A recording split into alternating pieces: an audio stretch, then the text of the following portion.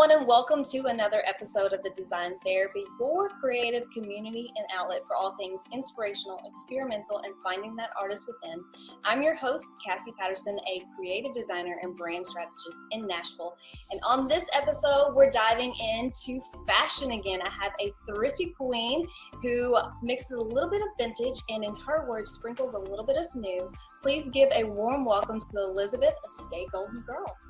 Welcome. Hi. I'm so excited to be here, Cassie. This is so awesome. I'm so glad you came on today. Yes, I even just talking a little bit with you before we got started, I can tell that we're going to have a great conversation. I feel like we're kind of kindred spirits, so. Well, we're both in Nashville and we're going to have to actually meet now. Yes, I know. It's that's what I love about this Instagram digital community is sometimes you meet people and you're like, what? We're this close? Well, I found you through Audrey, who was on the couple episodes before, and I was like, oh, there's another thrifty queen in town. Okay. There's such an awesome thrift community in Nashville, and I feel like we're all we all know about each other. We're all super tight, and we're I got you.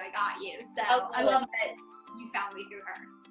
Oh, I love that you added a little bit of sprinkle to the new to your vintage. Tell me a little bit about, who you are in your aesthetic and kind of where you find your inspiration to who you are as Stay Golden Girl. Yeah. So I guess just a little bit about what I do. So on Stay Golden Girl, I started it about 2 years ago. So I've always shared my fashion and my style and stuff with the world, whether that was through a blog in college that no one visited, but I thought it was very serious. On Facebook, and then most recently on Instagram. And it kind of took me a while to get around to having the confidence to share on Instagram. But about 2 years ago, I was like, you know what? I'm just really ready to have something that feels like mine and really be able to connect with other women who love thrifting and love style. And I don't know, it's hard to connect with those types of people in your immediate circle. Whereas on Instagram, there's thousands of women who are just like you. And it's so empowering to meet them and to connect with them. So I started Stay Golden Girl as a way to just highlight my style and really inspire women that you don't have to spend a ton of money to look fashionable. It's not difficult to thrift or shop secondhand, I think a lot of people think. And I just wanted to show too that you can make vintage look modern and fresh and new and wearable, and it doesn't have to look, it doesn't have to look like you're wearing a costume. You can wear it in a way that looks super modern and trendy, and what goes around comes around. Fashion is very cyclical, and so you can take something that you found from the 60s and wear it in a way that looks very 2020. What era would you say your fashion is mainly from? Oh my gosh, that's the hardest question ever, because I kind of feel like I'm all over the place sometimes, but one decade I know I don't usually gravitate towards is 70s, just because it's a little bit more bohemian, and I feel like I generally go towards more romantic. Yeah. Decade. I can tell what you're wearing. I can't. Yeah. I like feminine touches. And so I don't know. I say that, but I also like that feminine mixed with a little bit of edginess. So I think that my go-to decades would probably be 60s and 80s, which are very different. But you posted today about an 80s outfit. What did you say? Yes. Yeah. I'm doing a little series right now, how to modernize vintage, and I you find an 80s dress at the thrift store and you're this is not cute at all. And I promise you it's cute. I mean, some of them just strictly are not cute, but you can make a full on bedazzled from head to toe one look cute in neon purple. I don't know about all that. No promises. I might have to do some DIY on that situation, but I don't know. I think that bustier, probably a little bustier one if it was strapping. Yes. And the one I was wearing in my post today was kind of a working woman 80s dress. So it had a surplice neckline and a really pretty dropped waist. And I don't know, it's just very like cool, like something you would see on Zara today, you know, or like on the runway. It was very cool girl. So yeah, I would say 60s kind of like that mod feminine thing, and then that kind of 80s more like power dressing. Like I love a puff sleeve. I love that kind of like drama of the 80s. I mean, a lot of people who lived through the 80s don't like it, but I love it. I've always been leaning towards, like, I have a lot of 30s, 40s, and 50s in my closet. I have a hard time bringing it out because it's so delicate, you know, and I always don't want to like constantly wash it or wear it too often, because if I do thrift, I have all of that, like, I'll pull it out for my special occasion, because I like to wear it to like fancy events and things like that. But what is like your, I know I asked this for Audrey, what is the oldest piece in your closet? It actually is a 1920s bathing suit cover up. Oh, okay. Yeah, it's actually it's the oldest piece in my closet, and it's also the piece I've probably had for the longest. Because I got really into vintage in high school. Long story short, my dad took me to a vintage store for my 16th birthday and let me pick out a dress, which was a very big deal because I was one of 5 kids, and like we didn't get to do that a lot. So it was very special that he Well, it's a small town, you know, like there's not a lot of options, and I'm from the same aspect. Like they're just like, if you went to the store, it's like the best thing ever. Yes. Like he took me into Richmond, and I got to get like my hair done, and then we went to the I love that. store. Like just felt like a princess. But so we went to this vintage store. I fell in love with this store. I begged them to hire me. I was like, you don't even have to pay me. I'll work. I'll just intern. And I think they were probably like, I just wouldn't leave them alone. So they would let me intern every now and then. I ended up actually working there during like a school break from art school. But yeah, so at that store, actually one time me and my mom went. It's called Halcyon Vintage. It's in Cary Street, or around Cary Street in Richmond, Virginia. It's owned by this wonderful woman named Dee Dee. You have to go if you're ever in the area. But she my mom and I went. Sorry, I'm getting like so like scattered. I'm like, I was there. My mom and I went. We found this 1920s bathing suit cover up, which it's not like you would think today of a bathing suit cover up. It's black. It has these beautiful buttons on the shoulders and little pockets in the front. We both loved it. It's a sailory theme. Yes, it's a little sailory feeling. It's super loose and billowy and has this great tie, and we just loved it. I think it was like $80 or something, which was expensive. And I was like, okay, well, what if we split it? So she's like, all right, fine. My mom loves clothes too, so she's a big reason I got into fashion. So we split it, and we shared it from like the time I was in high school till like I left for college, and I stole it. So it's mine. You know, that's kind of that's what I do to my mom. So, you know, every time I go home, I'm like, this looks good on me. Thank you. Yeah. You're like, bye. And you just fade away. And she'll call me later and be like, did you take that? Maybe. I mean, I don't know. I mean, she steals my clothes all the time, so I'm like, whatever. Hey, fair is fair, you know? If you want to come shopping in my closet, that's okay too. Yes. So that's my oldest piece. It's super special, and I still wear it like pretty often. I don't think I'll ever feel you don't feel like you're gonna like mess it up, because a lot of my pieces are so thin, and because a lot of them are hand sewn. They're not factory made. So yeah, that piece actually is like really sturdy for some reason. It's just a really thick cotton, but I do have I've kind of rotated through my vintage collection. Like I went through a phase where I sold a lot of it, which I'm really sad about, but I don't know, you have phases with clothes. So I do have a couple like vintage dresses that I can't wear anymore, but I mean, they're literally threadbare. Yeah. They're just so beautiful, and I have a lot of sentimental memories around them because I wore them to my prom, or I wore them weddings or whatever. And so I won't get rid of it, but I mean, I can like barely squeeze into them still. Yeah. Like I wore one during Christmas, and I was like, I have one from high school that I bought, and that's the only vintage piece I've ever parted with, and it was devastating. It was one of my oldest ones I had gotten, and I just couldn't. My body had changed, and I couldn't fit it anymore. And I was like, "Well, what happened?" Oh, my hips got changed when I got older. So right. Yeah. Well, and then like in the 50s, especially, I mean, our bodies have evolved differently from like, I guess the norm of the 50s. Like when I worked at Halcyon, a lot of the dresses on average were like a 24-inch waist. It's like, can you imagine? That's not even. I couldn't breathe. What do you? No, I couldn't. Like, I mean, they're Like, no, I don't think I'm gonna wear that. yeah.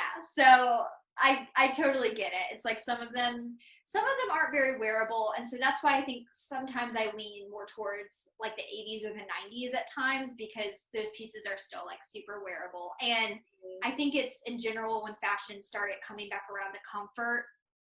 Yeah. And like, oh, you're like, you don't have to have a metal zipper digging into your spine. Yeah. Like you can wear like rayon, and it's like, okay, yay, I can be comfortable and cute. So I love that. Well, tell me a little bit about like, where do you find your inspiration? You know, when you start developing and getting into it, you know, you say a lot of people get scared by thrifting and going into store and being like overwhelmed. How do you find your inspiration to get started? yeah, that's a great question. And I feel like I wish I had a solid answer for you because I feel like it's always kind of changing. But I would say in general, go into a thrift store with confidence that you know your style.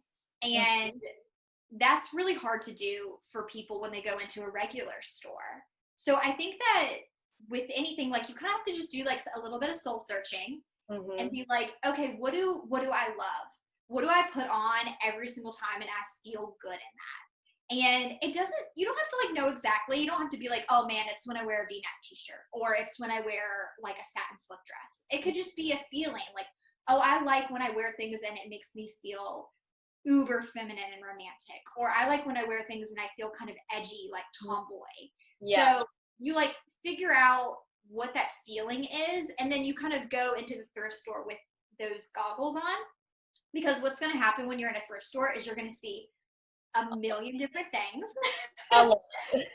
Yes, so many options. And I think that you have to kind of, I don't know, you have to be thinking about like, all right, there's all of these different things that I could go for, but what is going to be the most me? And when I bring it home, I'm actually going to wear and like treasure it. And also be thinking about how you would style it.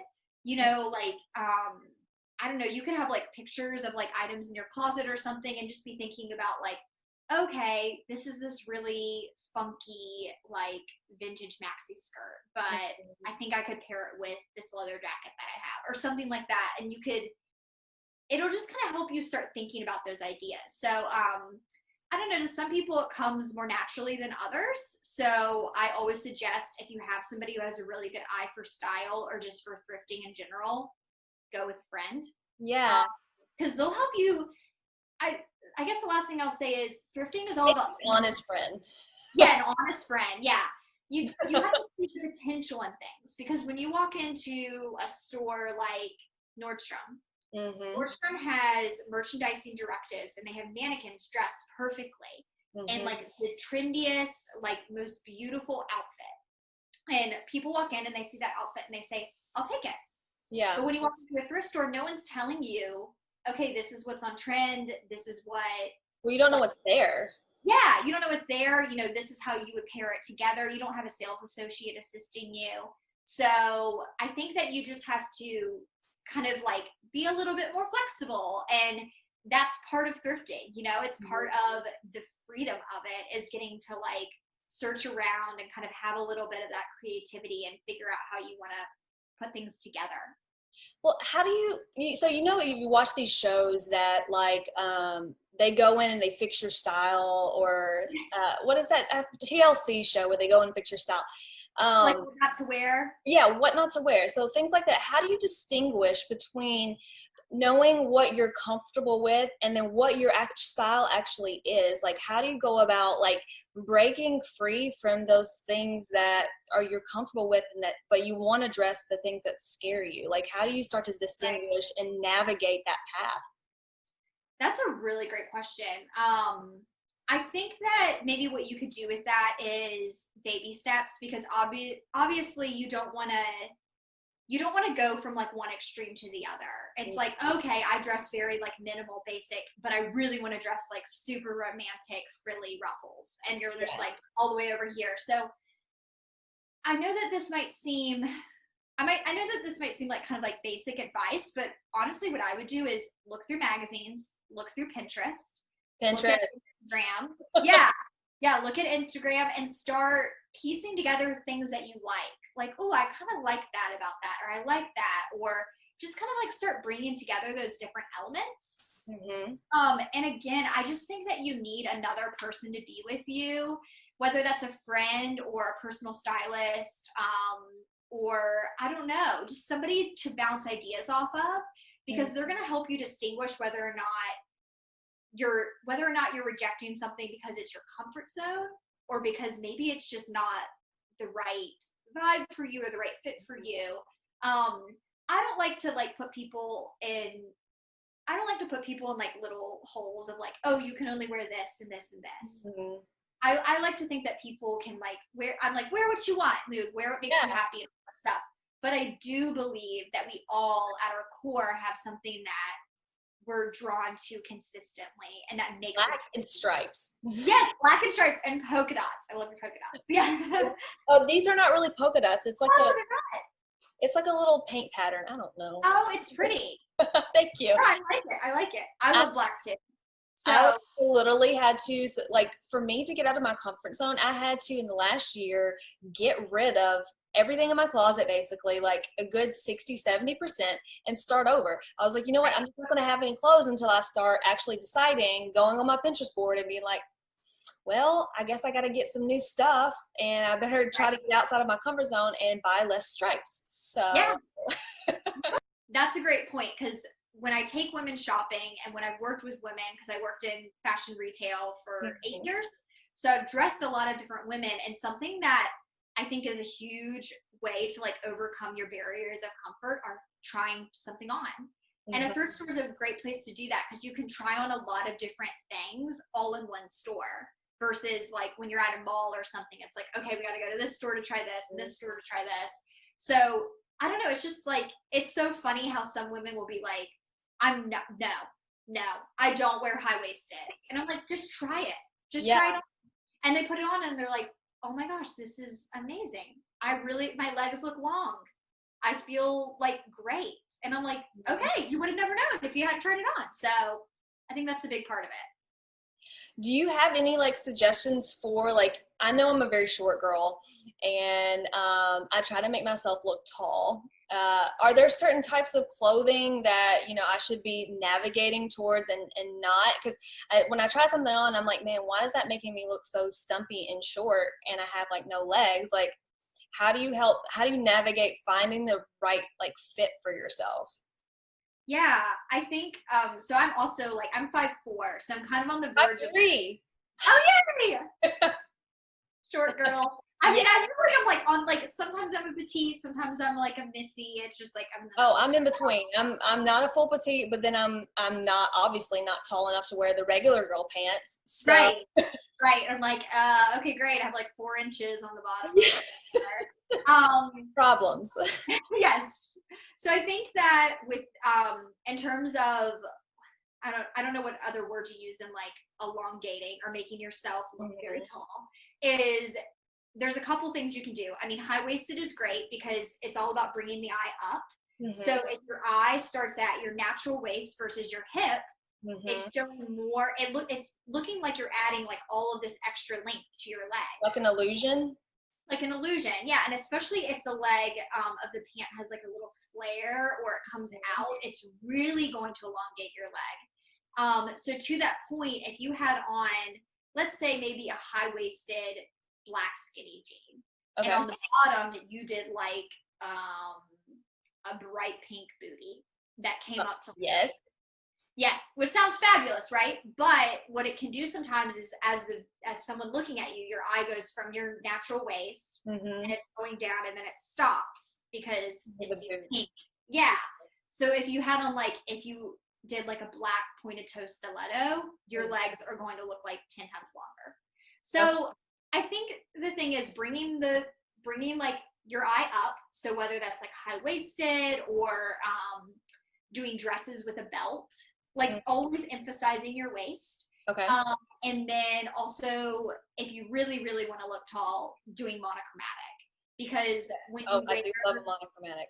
Yes. I mean, that's like the all black thing. I know people are like, ugh, all black, but I'm like, it does make you look taller because it's like it's continuous. So your eye just kind of flows down the outfit. So yeah, I mean, you could do it with any color though. You could do like an all pink look. You could do all blue. You could, I mean, you would look amazing. I think you would look really, really good in like a seafoam green or like an icy blue. Ooh, I don't even have any of that in my closet. Okay, we need to go thrifting, like put you in that color, and you're gonna be like, why have I never worn this color? Like I did just buy a full orange sweater dress, floor length. I'll have to show it to you. I love that. Did you thrift it or? No, but I did get it at UAL. Oh yes, I love that store. So it's like a liquidator store. So kind of in the same realm. It's not like, obviously not like a Zara or like a Nordstrom, but you can find high-end pieces that are discounted and there's only like a couple of them. It's not manufactured in large quantities. Totally. I love UAL. I have so many things from there. It's an addiction. I think I got this there. No, I didn't. I didn't get this there. But most of my closet is UAL now, or it is from any of the thrift stores in town. And what is that called? Flip flop on 8th or flip flop? Oh, flip. Flip. I'm like flip flop. Not like the house HGTV. Sorry, flip. I'm like flip flop. What is this? Yeah, flip. Yeah, I frequent 2 of the other consignment stores in town constantly. I love consignment. Like I love a thrift store, but I don't know, consignment to me is like right there. What are your 2 favorite in town? What are they? Oh, Designer Renaissance. Oh, I've been there a million times. Love it. Yep, love it. Shout out to Jody. And then Buffalo Exchange, I really love too. I haven't gone to that yet. I'll have to go with you. Yeah, yes, it's really, really good. What I love about consignment is you can find those trendier pieces or designer pieces or just things more current to mix into your wardrobe. And to me, I just feel like that's key. Like I mean, totally thrifting your wardrobe is definitely doable, and some people do a great job at that. I just like that kind of mix of.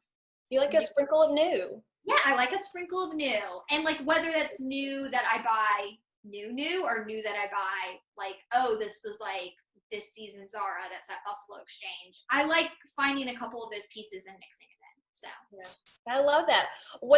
Do you have like an actual specific process, for when you're creating your outfits? Do you like lay it all out, on your bed? Do you go in and have like 50 million changes, or do you just go in and be like, I know exactly what I want to wear? Is there like a process that you kind of help guide yourself through that, especially if others are trying to learn how to, elevate their style?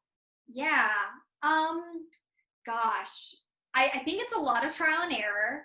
Sometimes I get very lucky because I think about clothes a lot. Like sometimes I'll just be staring off into the distance and my husband's like, what are you thinking about? And I'm like, an outfit. And he's like, okay. It's just so weird. Like I'll even dream about outfits sometimes. I actually love thinking about outfits like right before I go to bed because my mind is just super relaxed and I feel like I can think creatively, and I'll just like, it's so weird. I almost will like go through the racks in my closet in my mind. It's like Clueless. Yes. Yes, exactly. I'm like, da da da da da. I'm like, all right, this. And then like the next day I'll go and try it on, and sometimes it's fabulous and sometimes it's not. So like even before this call, I was like, ooh, I think it'd be cool. Like I was talking to one of my followers today about layering a slip dress over an organza top, and I was like, oh, let me try this. I think it'll look cool. And I love like how it looks full length. I think it's really fun. But sometimes I do that and it's like it's not. Yeah. So, I think my tips are then like, don't be afraid to try different things. Because proportion is really important. And sometimes you can't visualize proportion. Like you could think, oh, I'm going to do this crop top with this high-waisted pant. But then maybe put it on and like the top's hitting like more at your hip versus your waist and it doesn't work. Think about think about the whole outfit in terms of like the shoes and the accessories. Like one of my biggest tips is shoes can change an entire outfit. I'm a big believer in like investing in unique shoes or high quality shoes because I mean, heck, you could have on like a white t-shirt and like slouchy jeans and put on like an awesome strappy heel and you're going to look like $1 million. Yeah. Versus like if you put on like a sandal that you've had for 25 years and it's like seen better days. I don't know. I mean, it's just a great way to elevate whatever you're wearing. So think about all of those things. And I know that this tip might not be very popular with maximalists because I can be a maximalist sometimes too. Mm-hmm. But I think my mom always gave me this advice, and I think Coco Chanel said it, but like, look at your outfit and take away one thing. Okay. And the reason I give that advice is because sometimes I think I like to overcomplicate things. I'm like, oh, I'll do a belt, and then I'll do a chunky necklace, and then I'll do this bag. And it's like, it's too much. Yeah. Yeah, it's like sometimes more is more, but sometimes more is not more. And like with this boss, for example, it doesn't really need like a huge earring, and it doesn't need like tons of stuff around it because it's the statement. So I guess just like don't be afraid to try things, and like don't be discouraged if you put on an outfit and you're like, this looks bad. Like, you know, it's okay. Like, it's just not the right fit. So just try different things. I've been actually thinking about this in the last like couple of weeks. I was like, how can I actually get outside of my own comfort zone? And I've been pinning a lot of corseted lingerie on outside of shirts. So I've got a couple in my closet, but I'm like real nervous to wear it. Unless I'm going someplace fabulous. Yes, I actually love, speaking of proportions, I love the proportion of like an oversized men's dress shirt with like, like a corset over it, or even like a bralette kind of top. Like, I think that is so sexy and French and glamorous. Oh, I'm going to have to do it. You're encouraging me to do it, but I'm still nervous. I'm like, I just do like a black or like a jean, like cigarette pant with it. Okay. Like I thrifted a Christian Dior men's dress shirt from Thrift Smart. I mean, the cuffs are massive. They like hang off my hand. Like it's super oversized. It's this gorgeous like stripe, and I wear it all the time. It's so, I would have never thought, but like I put like vest over it. I layer jackets over it. I just love that idea of doing, like you're saying, like something really kind of skimpy and tight over something really big. And yeah. I love that. I have a couple of big shirts that I really like to wear too, but I just wear them with jeans. I don't like cinch them in. I'm going to try that for sure. I'll be watching. Okay, I will do it. I promise. I will go out, and when I'm doing all of my content with a lot of my new outfits, I'm gonna throw that one in there. Yeah. Well, tell me, what are some of the obstacles that you faced in like your career, and the challenges that, you know, kind of evolving who you are in your style and your aesthetic and to where you are now? Have there been a lot of like challenges that you've faced along the way? Yeah, I mean, that's a really, gosh, you're asking such good questions. I think that you're in the hot seat. I know. I'm like, I'm sorry. It's just no AC on, right? Because I don't have it on either. You have like glaring light like shining on me. I'm fine. It's fine. So I think that's a great question, because I think as women in general, we're super critical of ourselves. Mm-hmm. And I think in fashion, this really comes into play, but it's really hard to stay in your lane with your style, because we're inundated with Instagram and Pinterest and films and magazines and media and all of these connectivity. Yeah, connectivity. And you see beautiful, confident women all of the time who embrace different styles than you. And you start to question, well, is this like a style that I love, or gosh, I just wish I looked like them, or I wish I had their style, or I wish I could look like that in that. Yeah. And I'm just saying that because it's something I've personally struggled with. Mm-hmm. And I think that when I really first started sharing my style, as I mentioned when we first started, it was so refreshing because I felt like I connected with other people who were like me. who like just got dressed every day because it made them feel happy. And it's like, I'm not getting dressed because I'm trying to like impress people. It's just me. I don't know how to say that because it's just like, it's just how I've been my whole life. I get it. You know, it's everything, like, especially if you look like on Instagram, and there's a lot of influencers that I follow that are in Europe, you know, Parisian and Italian, and they have these beautiful, like, monochromatic patterns, and they wear it so effortlessly. And then I'm like, okay, I want to do that too. And I do it to a certain extent, but then I'm losing a piece of who I am. Right. And, you know, and I'm not purely like a neutralist 24/7. You know, I do like fun patterns. I like to mix and match on occasion. You know, that's about 25% of my wardrobe. I like to mix and match some patterns, but I get what you mean, and you'd want to really figure out, like, you know, who you are, and I think that gets I feel for me, it gets easier as you get older. You starting to like understand, you know, who you are and being okay with that and not worrying about judgment from others. Totally. Yeah. I'm actually, I'm a couple months away from 30, and I'm welcome to the club. I'm really excited I feel like I'm slowly getting there. Like, it's definitely a process, but like getting more 30 style. Something clicks in you. It does. I'm ready for that, Cassie. Like, I'm ready to just be like, not to be like, I don't care what anyone thinks, because I'm always going to care to some extent, but like, it's not going to derail me. It's not going to be where I place my identity, because kind of back to your original question, about like navigating, I guess, my career, like not because like Stay Golden Girl is not my day job, but in terms of like my career with Stay Golden Girl, I think that the hardest thing I've had to navigate is staying true to me. Because just like you said, I can see girls who wear like that super edgy minimal thing that I do love, and it really does influence me, but it's not all of me. And then here I am in my like puffy sleeve pink, and I'm like, I'm a clown. Who am I? You look very Parisian, girl. You look it. I'm waiting for you to have like pop out a bottle of wine from behind you and put on your beret, and you're ready to go. I know. But it's just, I guess it's just like getting rid of some of that self-doubt, and because confidence is key. And I know that's so oversaid, but you could wear a plastic bag, and if you wear it with confidence and you wear it in a way that's like, I've arrived. I mean, I think that's super setting this trend with trash bags. Yep. And I mean, women you're all gonna be wearing it. Yes, right. It's like, this is a new thing. And it's like, I went to Paris. I got to go to Paris when I was 24, which was an amazing opportunity. And I like would just stare at the women there. Like, it was very not polite. I would just like, I would sit in a cafe and just stare at them. But the thing about French women is they don't dress super fussy.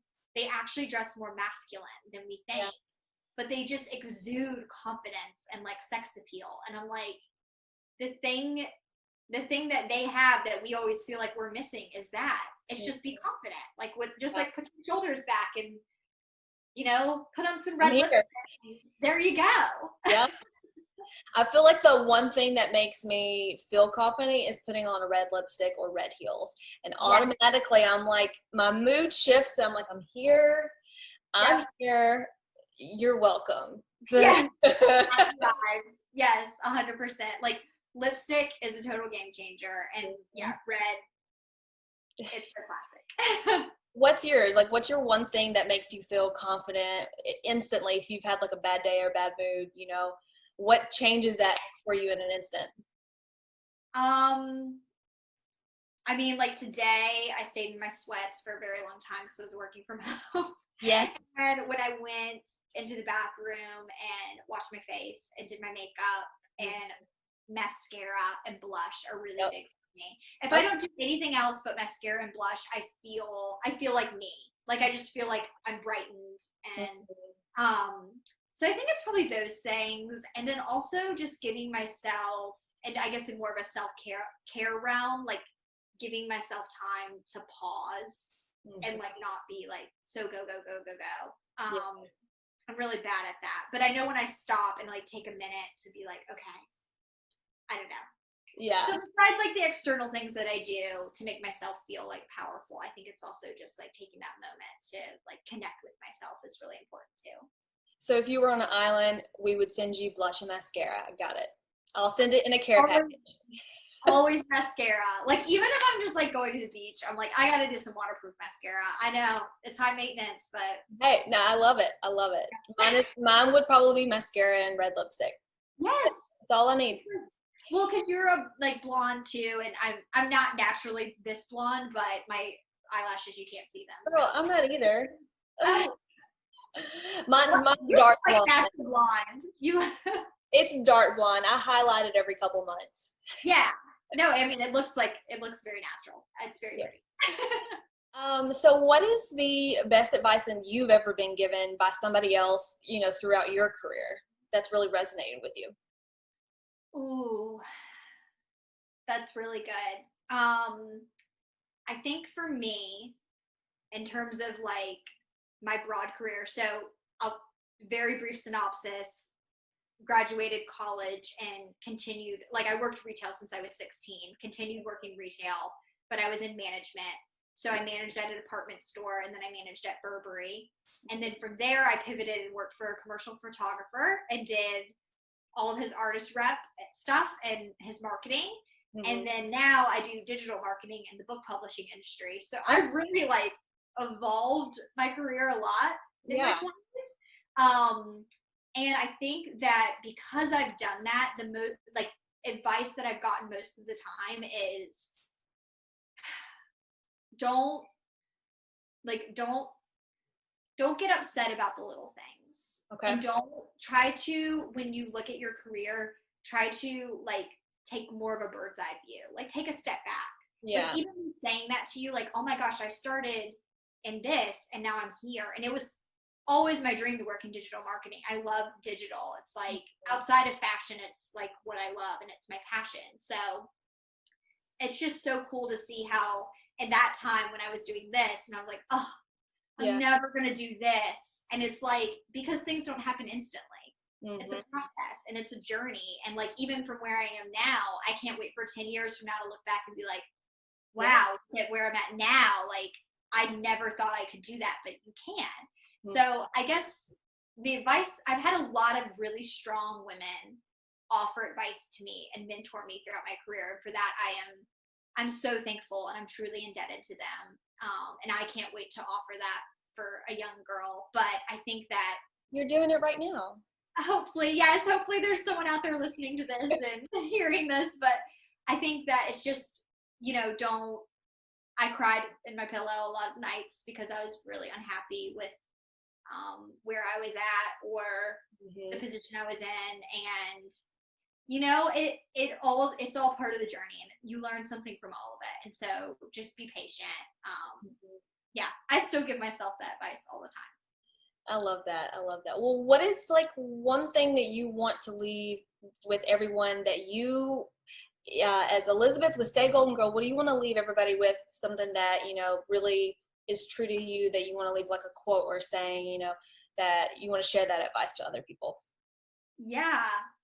So Stay Golden Girl, the name originated from this idea that just like how clothes can stay golden over time, like something that's from the 60s, I can find it in 2020 and it's golden to me. It's just that I love that. Special. Yeah. And then it's also stay golden to yourself and like stay true to yourself and who you are. And like, I am so fortunate to have such an amazing community of women who engage with me every day. And when they ask me things like, oh, I want to share more on Instagram or I want to do this or I want to do that. I'm like, do it, be yourself. Yeah. And I just hope if anything through what I do, even if it's not as direct as, oh, wow, I love her style and her style inspires me. Even if it's just, oh, wow, there's somebody who's like comfortable in their style and who they are. And that makes me want to be comfortable in my style and who I am. And so it's just like, stay golden to yourself, stay true to yourself. And that will take you really far in life. Oh my gosh, I love the meaning behind that. I didn't pick up on that, but that makes like such a resonating, indirect It's almost like not subliminal messaging, but it's like that underlying silver lining to, you know, a vision, a passion, you know, who you are. And that's such a beautiful thing. Thank you for sharing that. I love that so much. Yes, it's not just like a saying from a t-shirt, even though it's cute on a t-shirt. It needs to be. Is it on the t-shirt too? Like people send me all the time. They're like, it's just like t-shirts that say "Stay Golden" on them. I guess because it's just like a catchy phrase. Yeah. It doesn't say "Stay Golden Girl," of which you need to make and put it on the t-shirt. I know. I do need to trademark that. You're right.